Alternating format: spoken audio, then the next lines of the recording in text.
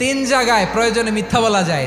এক নাম্বার, আপনার ওয়াইফকে খুশি করার জন্য, সে একটু এরকম না বলে একটু কৌশল করে বললে খুশি হবে, ওটা বলা যায়। দুই নাম্বার, জীবন মরণের ব্যাপার, জান বাঁচানোর জন্য একটু কৌশল করে ঘুরিয়ে বললেন, এটা জায়েজ। তিন নাম্বার, দুইজন ঝগড়া লাগছে, তাদেরকে মিলিয়ে দেওয়ার জন্য কৌশল করে একটু মিথ্যা বলা, ঘুরিয়ে বলা যায়। দুইজনের মধ্যে দেখলেন যে সম্পর্ক খারাপ, একজনরে বললেন, ভাই সে তো ওই দিন আপনার ব্যাপারে অনেক প্রশংসা। কি আমার ব্যাপারে প্রশংসা? কি বললো? এই বললো আপনি নাকি এই করছেন ওই করছেন, অনেক প্রশংসা। লোকটার মন খুশি হয়ে যাবে তার ব্যাপারে, ঠিক কিনা?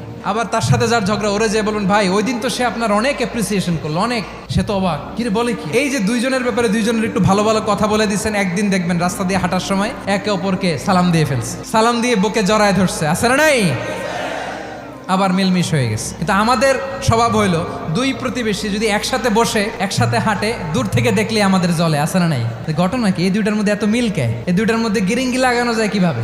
আল্লাহর কাছে তওবা করেন, এই মানসিকতার যেন আমরা না হয়, আমরা মিলিয়ে দিব।